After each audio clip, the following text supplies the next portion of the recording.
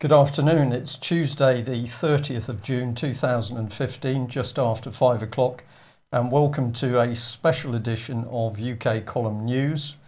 And well, I'm sure you can see I've been joined in the studio by Beechwood child abuse survivor Melanie Shaw. And Melanie's arrived at the UK Column offices this afternoon, and she's kindly agreed to be interviewed in a short interview just to have a look at some of the facts surrounding what she has suffered really over the last few years, and how Melanie has been treated by the British state. So that's really the introduction. Melanie, thank you very much for coming to see us. It's my pleasure, Brian.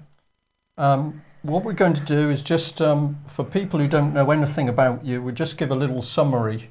And you're recently out of prison. You've been in prison in Sodexo HMP Peterborough twice, and you have had a particularly bad time in the prison, but you were released a few days ago after spending about 6 months in prison, much of the time spent in solitary confinement. Tell us how you ended up in prison this last time. Why were you put in prison? I saw rather strange, to be honest, Brian. I rang the NHS up. I had a cotton bud stuck in my ear and a paramedic came out.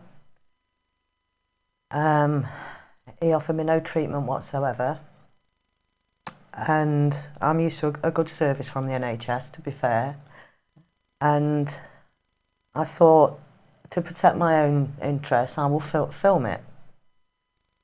And I went upstairs to get my camera. I locked my front door for 5 minutes, and I said, I'll send this viral on the internet. You know, you can do open heart massage. Why can't you, as a paramedic, why can't you remove a cotton bud from my ear? He asked me to unlock the door, and I unlocked the door. I was then harassed non-stop for 7 days by the police. This is Nottinghamshire Police? Yeah, under Chris Eyre, the Chief Constable.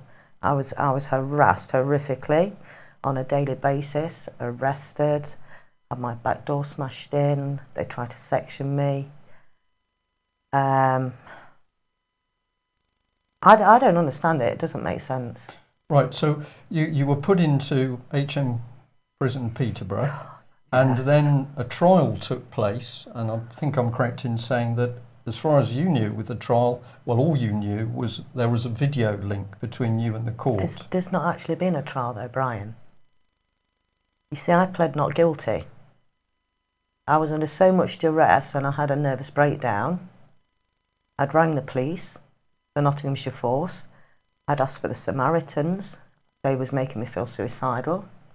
I ended up self-harming, which looks absolutely horrific. I'd never done that before. Well, the first time was in Sodexo. I'd never done that in my life. And it just got to the point, I think they just want to dispose of me and put me out of the way somewhere. So did you actually appear in a court in person? Well, I pleaded not guilty because I'd had a breakdown, and what was very strange was that I was expecting a trial on the 2nd and 3rd of July, but they said that I'd pled guilty. And you hadn't? No. Of course not. And you'd only spoken to them by video link? Yes. I didn't recognise my lawyer, Digby. He wasn't there. And they said, you're guilty. I said, what about the trial? They said, you can go home now. So you'd spent virtually 6 months in Sodexo prison on remand. That was horrific. And then they suddenly say to you, well, you can go home now. Was it that simple? And they then released you?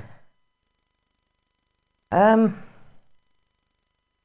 feel so worn down with what I've endured in that prison again, because the last time I was in the prison, I did speak to Richie Allen. Yeah. Is it Richie Allen? Richie Allen, yeah. And I spoke about the treatment at the hand of the governor, Nick Leader, at Sodexo. And I mean, I'm not a conspiracy theorist or anything like that, but what they did to me, and I saw what they did to the other girls in that prison, it was as if they had it in for me. But what I don't understand, Brian, is I had a functioning life. before I whistle-blew on Operation Daybreak. Right, we're going to come on to that, Melanie. So just to talk about, or finish off really, the bit about the prison is that this last time that you were in prison, where you were in solitary confinement for virtually the whole time, you said virtually 6 months, all bar 2 weeks. Just locked in a cell. They denied me medication. I was sexually molested by SO Sarah Dogood. I was punched in the face by Officer Ian Hayes. I was denied food. I had the water turned off. I had to drink out of the toilet, stale water. If I didn't put my hands on the bars while they wore paper suits and I turned around, they denied me my food. I wasn't allowed to see a doctor. All my mail was stopped. I wasn't allowed any visitors in there. But I'm not saying they was all bad there. There wasn't all bad. No. The head of the female prison, Jo Davidson, she's a good woman, and so is Kev Graham. Okay. And Officer Lorraine Lambert, I mean, she's special. Right. So you had pretty hard treatment. The first time you were in prison, of course, you had your very bad leg ulcer. And what treatment did you get in prison for that leg ulcer? Well, my doctor, my GP of 20 years, Mark Stevens, we'd found Manuka honey along with antibiotics to be effective treatment. They started hiding the dressings. I was using dishcloths and ordering honey off the canteen pod. Right. And it had virtually healed up, but it started rotting again. And I mean, the first time I was in, there's members of the public sending in medicinal Manuka honey, magnetic leg braces, you know, from the circulation issues, with letters and return postage. If Melanie can't have this, can you please return it to me? And they would just throw it in the bin. Right. I mean, luckily my leg has healed now. Right. I've been back under my GP, and you know, but my leg has healed. Okay. Now I'm going to call it your journey, not a nice journey, but your journey, which ends up with you in prison on 2 occasions in Sodexo prison in Peterborough. But the journey starts with you blowing the whistle on child abuse. Not only your own child abuse, but that other children were experiencing Beechwood Children's Home in Nottingham. Now, Yes. for some of the audience today, this is a very hard subject. So we're just going to keep it very simple. But you experienced some terrible abuse yourself, but you also saw things happening to other children. It was what I saw they did to the boys. Just tell us what was happening to the younger boys. The man that did it, he's dead now, Mark Lucia Griffiths. So they was put on minibuses and taken down to London. He put Freddy Krueger masks on and buggered all the boys in the basement and raped us all. Right. Okay. And they killed children there. Right. Norman Nutt. Right. Let's just stay on the basic facts. I should be dead. But you're not, which is very good. And in 2011, you went and reported what you knew to Nottinghamshire Police. And my life's been destroyed ever since I did that. Right. And I don't want no child to go through and care what we did in them institutions. They're terrible. Right. So have you had any support from any of the institutions in Nottingham that say they're there to help? Have you had support in the community from Nottingham Social Services? I contacted NAPAC. They wouldn't speak to me because it was a live investigation. My MP, Chris Leslie, he's been very good. Right, he used to write to you in prison? Yes. Right. Sue Johnson. Okay. She ran a charity called POW in Right. Radford, and she gave me a lot of support, and she continues to be there for me. Do you think that Nottinghamshire Police have been your friend and supporter? When you came forward as an abuse victim yourself and a whistleblower, were Nottingham Police there to help you? How did you feel that they treated you?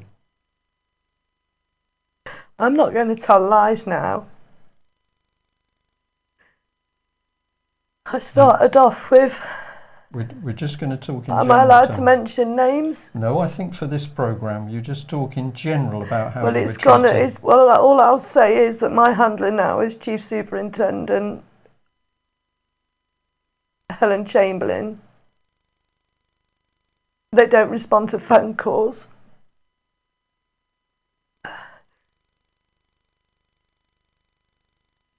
Yeah. And I've just had to run away from Nottingham Why have you done that, Melanie? in the close that I'm stood in, Brian. Why have you run away? Because the police phoned me, harassing me, saying, "We're outside your house. Where are you? We will come and pick you up." I said, "What is it about? So I can contact a lawyer." "We can't tell you because of data protection, but we'll come and get you." Yeah. So I travelled for 24 hours on the train, and the only place I knew to come was to see you. Right. And so, because I've been okay while I'm here, but they've stolen my son Damien Right. as well, and I don't know what to do now. I do trust some people; they're not all bad, but I don't know. The thing is, without saying too much about Operation Daybreak, Well, that operation's going on, so we don't need to talk in detail about it. it's an open secret for 25 years. As to what was going on. At Beechwood, I think- Beechwood was something different. It doesn't go on everywhere. Beechwood was unique in a horrific way. Right. And all I want to do is, if I've got one dream, Yeah. there's no support network for the victims, and several have recently died. Right. The brother of a close friend of mine has just died. And Okay. and there is a child abuse inquiry going off in our country, and the victims aren't getting a voice. No. Melanie, I'm going to say it's been very brave of you to come on to UK Column today and tell us what you've told us. You may think that you've only given us a tiny bit of what you know and what was really going on in Beechwood Children's Home. And of course, Beechwood was one of several other children's homes just in the Nottingham area. The same pattern is followed across Britain today, but we can do more on another occasion. So I'm going to say thank you very much. There's one thing I want to say. Okay. And I do have a sense of humour, Brian. Okay, I am I know. traumatised. I have got a terrible cold sore. Yeah. But Lorraine Lambert, I love you. Will you marry me? Okay. Everybody knows. Melanie. HMP Peterborough, she's a lovely officer.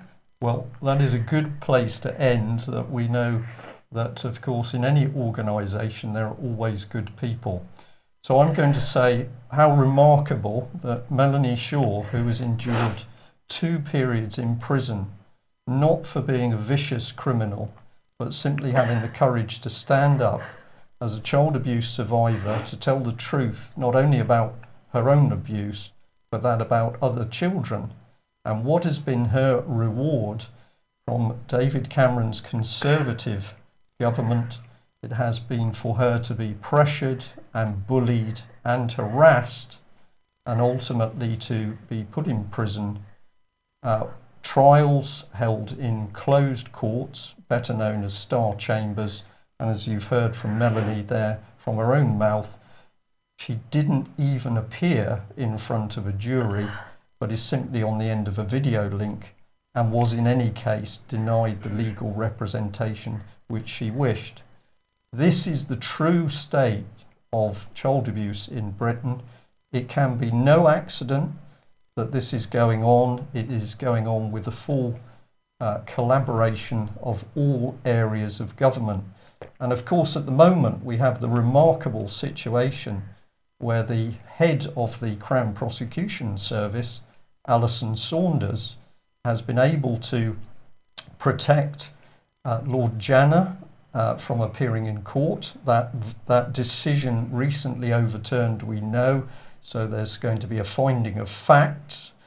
However, isn't it remarkable that Alison Saunders could put such effort into effectively shielding Lord Janner, whereas for Melanie Shaw, somebody who has endured unbelievable abuse, not only at the hands of her own family, but then under the so-called care of children's services in Nottingham, that Melanie Shaw can be put in prison twice, denied medical treatment, and as you've also heard directly from Melanie, that she could be put in solitary confinement for the best part of 6 months. Right. This is the unbelievably cruel treatment from the British government today.